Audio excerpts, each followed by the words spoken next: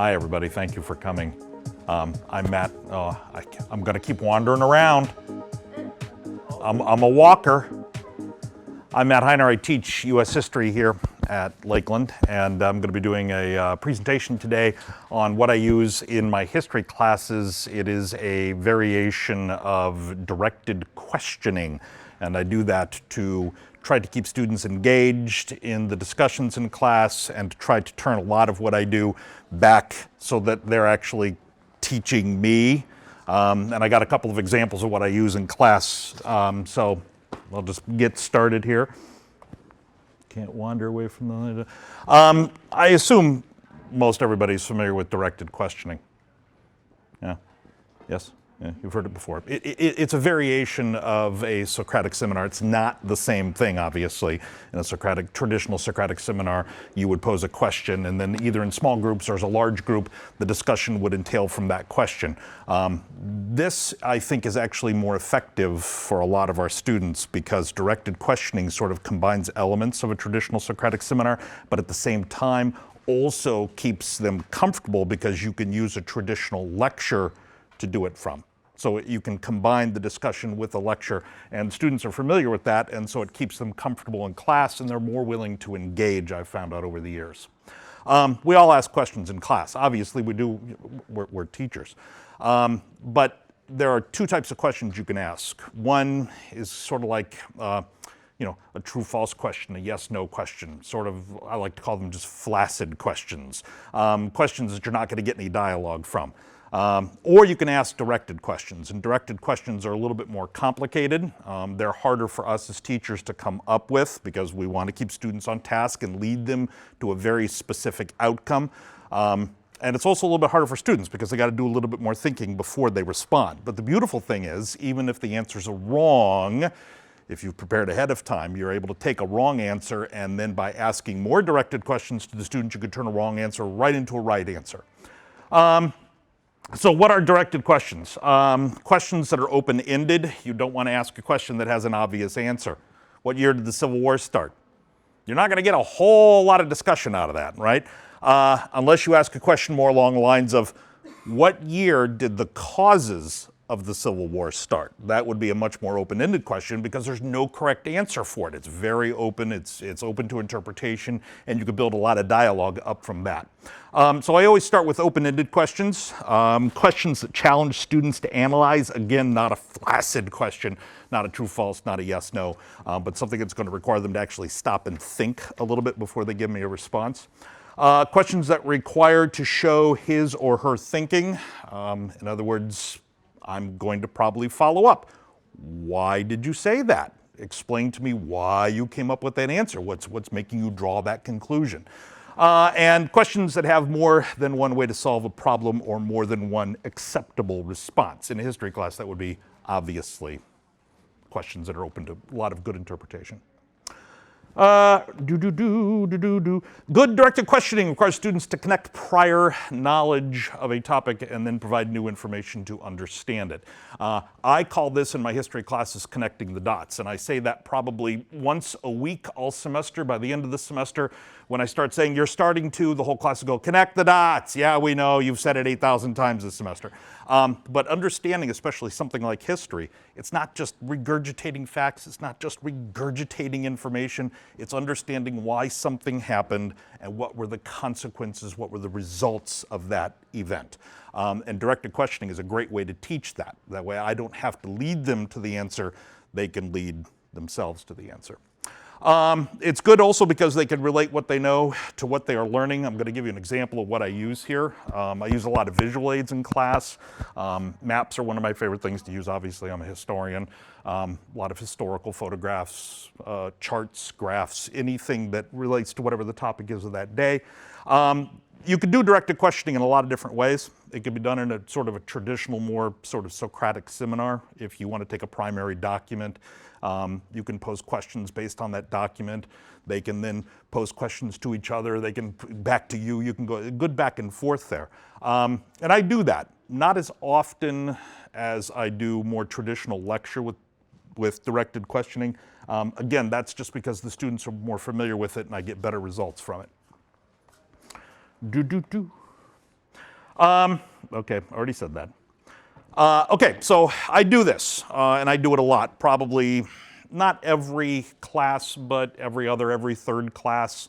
I will actually mark places in my lectures for that day where I will have a question, and I will stop the PowerPoint, I will stop the class, and I'll say, now, why do you think this happened? Or we'll look at a map, and I'll say, what's wrong with this map? And then we'll go from there. And then I won't actually continue whatever the material is. I won't go back into the lecture until we've gotten to the point that I want to be at. And that might take 5 minutes, it might take 20 minutes, it might take half an hour. It doesn't matter. I've stopped at that point, I'm prepared for it, and then I move from there. So I can use it with traditional lecture, which students like because they're familiar with it. You can use a lot of different visual aids, video clips, maps, photographs. I'm a historian, so anything that happened yesterday or earlier can be a primary document to me. Matter of fact, what I just said just became a primary document to me. Students can participate either as individuals or in small groups. I've done both before. I typically like just to leave the class open rather than divide them up into groups, but I do divide them up into groups, especially if we're doing a primary document.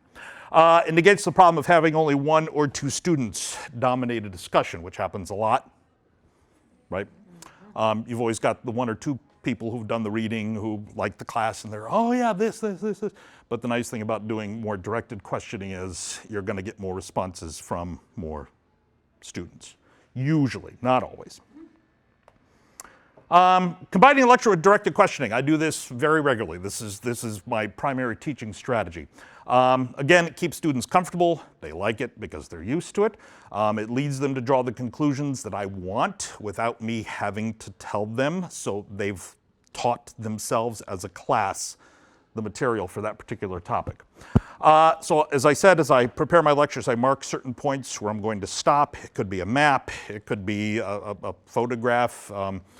Some of them aren't even that serious. Sometimes I do this just to sort of let the class liven up a little bit. One of my favorites, you've seen the famous picture of George Washington crossing the Delaware River, right? Yeah. My first question when we get to that is, what's the one thing you'd ever do in a rowboat? You don't stand up. Was George Washington standing up? Yep. No.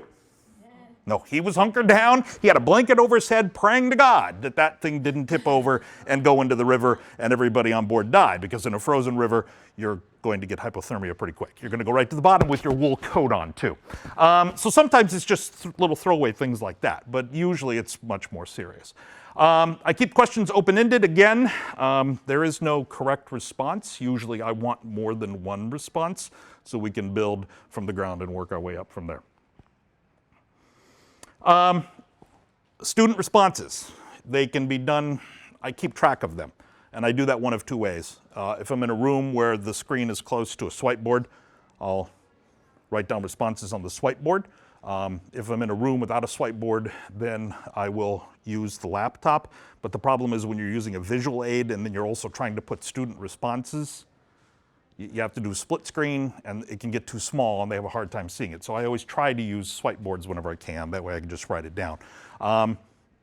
If the responses aren't what I want, if it seems like they're going in a wrong direction, I won't write them down. Instead, I'll use more directed questioning and try to lead them to where I want them before I begin writing things down on the board. So expand, clarify. Sometimes the problem is a student, you could tell they're sort of struggling, that they're not, something isn't clicking.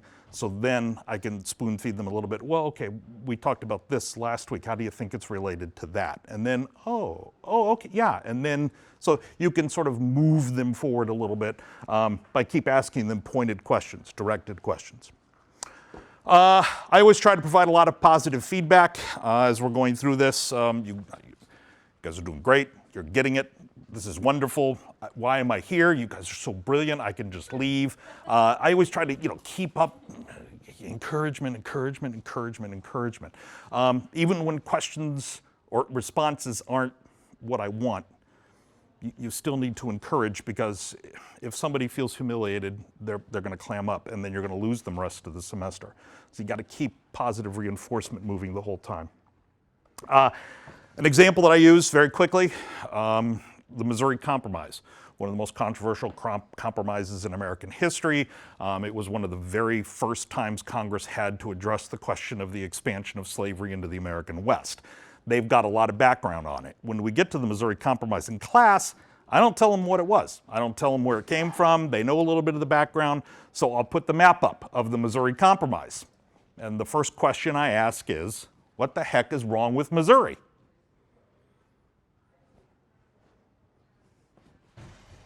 What's wrong with Missouri? Is it a northern state or is it a southern state? It's neither. It borders Illinois, and Illinois, they know, was a free state. It also borders Kentucky, which was a slave state. It also borders Tennessee, which was a slave state, in the future states of Iowa. So they've had the background, so they would be hopefully responding to those questions. Then I could ask, how do you solve the problem of a state that's neither northern nor southern, but wants to come in as a slave state?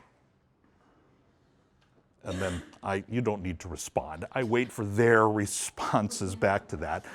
We talk about, I ask them to count. How many free states are there? The purple states. So they'll give me a number, 11. How many slave states? 11. So what's the problem if you let this state in as a slave state? You've ruined the balance of power in the Senate and the Electoral College, possibly. You've also moved slavery north, right? So how do you solve a compromise like this? So I will keep asking those directed questions. It may take 15 minutes, it may take 20 minutes, it may take half an hour for me to get the responses that I want. But I've just taught them about the entire Missouri Compromise, and I haven't had to do it. They've done it themselves by giving me those responses. And I've been, everything you would have been saying, I would have been writing these things on the board so that they could take those notes appropriately. All right?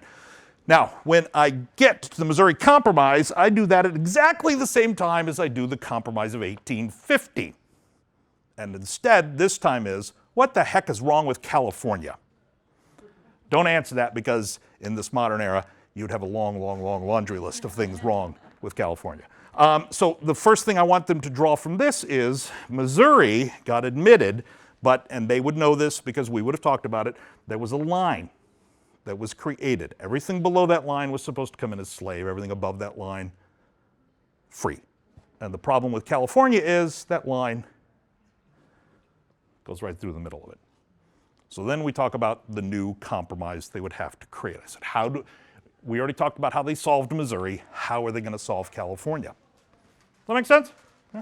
All right, so they would just come up with questions. I would be writing their responses. I'd be writing things down. They would be asking me questions. I could throw the questions back at them, or I could answer them. It depends on the question that's asked. And then we've turned everything we've learned about the two most important slave compromises in the history of the United States. They've done it mostly themselves, with me prompting them forward. I get too excited. I'm going too fast. I'm sorry. I also use directed questioning in a more traditional manner, in a more sort of typical Socratic seminar, but I don't do this as often because it's a little bit more difficult for students. I really kind of leave it up to the group dynamic. If I have a class that seems to be really engaged, I'll do maybe several of these. If I have a class that's maybe a little bit less, then I'll only do it maybe once, maybe twice. We'll see how it works a second time. This is a little bit more difficult because in a history class, what we have to do is essentially textual analysis, which means they either need to read something ahead of time before we come in to discuss it, or I have to give them something brief enough that they can read right there at the beginning of class, and then I have the option of either putting them into groups, which I sometimes do, or just leaving it open and letting the whole class discuss openly. I prefer doing it into groups because you typically will get students to engage a little bit more with each other than they will in a big group. Okay, the key to doing this for a history class specifically is to come up with a good question and with a good document. It has to be something that's going to engage them. A lot of ancillaries that come with textbooks have some really good discussion questions. You can use that as a jumping off point. I use those. I tailor them to what I'm doing in class and then tweak them and get them where I want them, and then I can use those to start a discussion. I've found, unfortunately, the more controversial the topic, the more likely I am to get students to engage. Last semester, I don't know if you're familiar, Valerie Solanas, that name ringing a bell? Okay, they would know who she was. She shot Andy Warhol. She was a radical feminist. She wrote a document called the Scum Manifesto, where using very colorful language, she essentially laid out a plan and an argument as to why all men need to be eliminated off the face of the earth.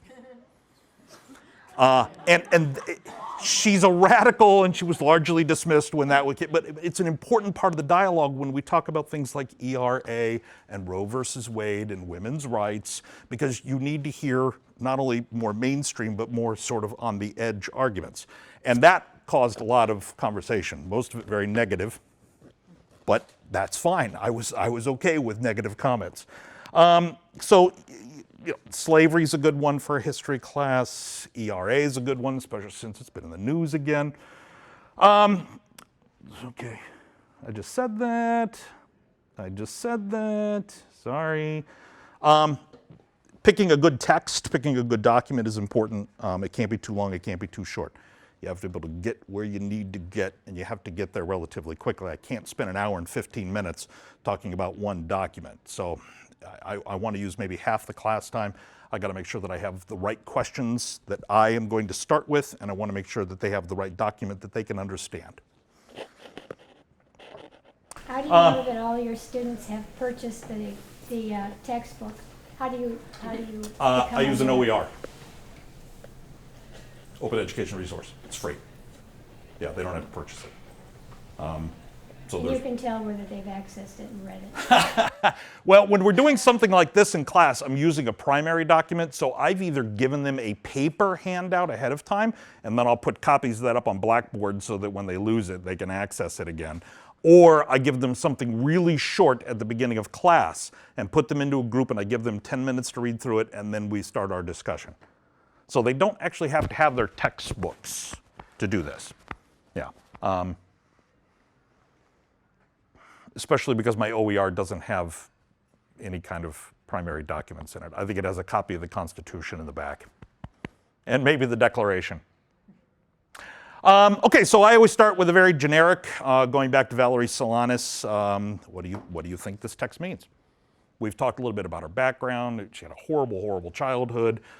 She had a very difficult time growing up. She had problems, but she's a fascinating person. So we'll talk about, what do you think she meant? Do you think this was farce? So we'll build and build and build and build and build until they can give me the answers that I've been looking for. Once I get responses, again, same thing as if I'm doing this in a lecture. If we're discussing a text, same thing. I'll write all the responses on the board. If I don't get the response I want, I'll ask further questions to get the student moving towards the direction that we need to be heading for that. Just generic questions. I write these down, and I have them with me on the podium, and then I don't ask these questions, but I ask variations of these questions depending on what I'm getting from my students. I'm running out of time, aren't I? You have 5 minutes. Okay, I'm done. This is the last slide. Certain rules for students, especially when we're doing this in small groups, but also if it's an entire class discussion over a textual document. Talk to each other, okay? Not just me. In other words, you don't, when you respond to the class. I'm here, but I'm part of the class for this particular question, for this particular assignment. If we're doing texts, refer to evidence from the text. If you're going to say, well, I think she's completely nuts. Okay, that's fine. That's neither good answer or bad answer. It's an answer. Why do you think that? right? And then they can give me, well, she said this, and then pull a quote right out of there, right? And then we're moving forward. If I always tell students, there's no such thing as a stupid question in a history class. You can't have a stupid question. Every question has relevancy. Don't be afraid to ask. If you don't understand what we read, if you don't understand the topic that we've gone over, ask. If a student asks a question and you're not sure what they meant, ask them to clarify, right? So keep encouraging. They don't need to raise their hands, but don't interrupt other people. That's just a basic courtesy rule, but it's shocking how many times I have to sometimes say that over and over and over during class.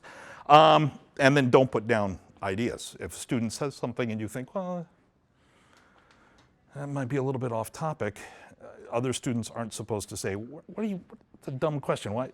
You don't do that, right? And if it starts to happen, I'll say, okay, remember, we got to remain respectful. There's no such thing as a bad question here. We're trying to get to a certain point.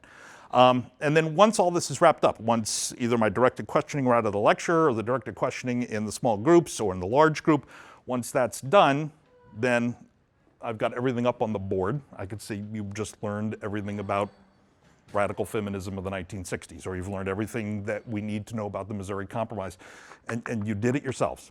And then I'll give them a little round of applause. Okay, that's it. That's all I got. I went too long. I apologize. Any questions? Oh, your class sounds fun. I haven't taken a history class in a long time. You know, the thing is, too, is I do different things depending on the class, because I teach both sophomore and freshman level classes. My Ohio history class, I try to do a lot more of this because it's 2,600. It's sort of like an upper division class.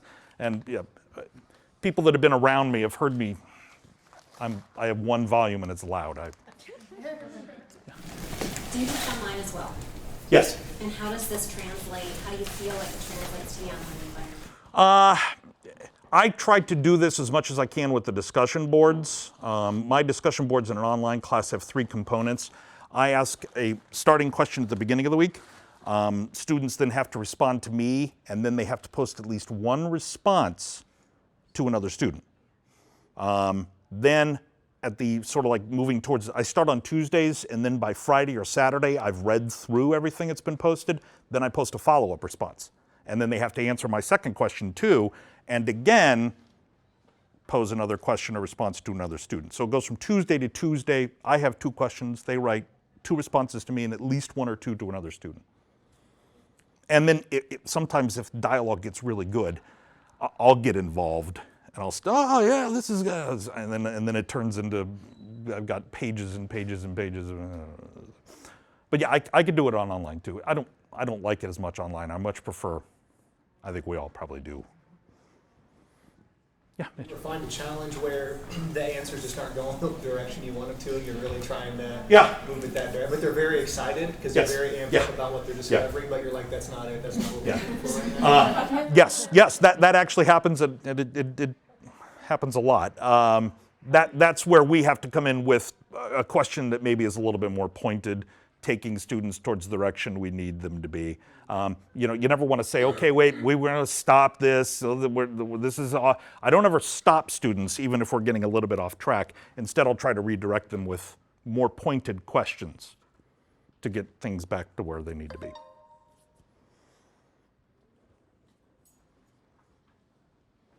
No, thank you.